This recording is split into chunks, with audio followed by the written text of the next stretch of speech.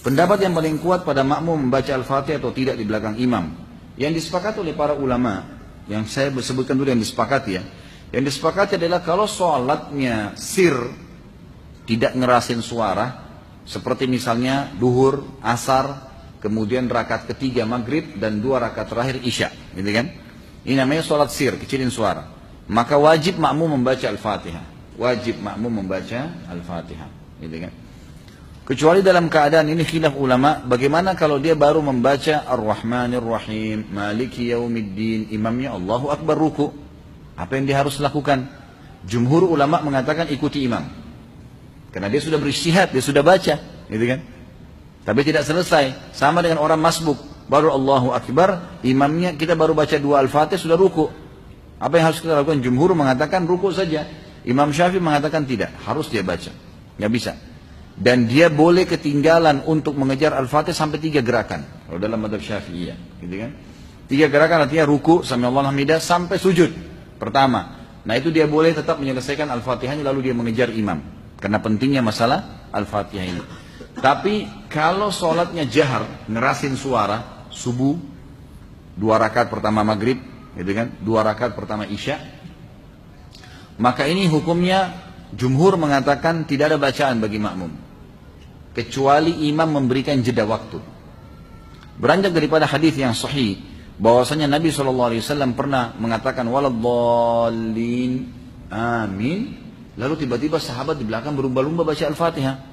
Jadi ada suara bergemuruh gitu, sehingga bacaan Nabi SAW, Nabi sendiri terganggu SAW, dan makmum juga tidak konsentrasi dengar bacaan ayatnya beliau. Beliau begitu salam lalu beliau mengatakan, mali unazi', kenapa tadi saya diganggu dengan bacaan kalian?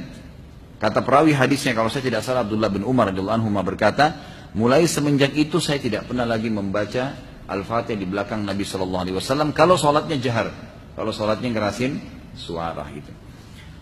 Ulama-ulama seperti Imam Syafi'i rahimahullah melihat bahwasanya orang yang membaca Al-Fatihah, baik sholatnya jahar, kerasin suara atau sir, itu wajib. Beranjak daripada hadis Nabi SAW yang berbunyi, tidak ada sholat bagi orang yang tidak membaca Al-Fatihah.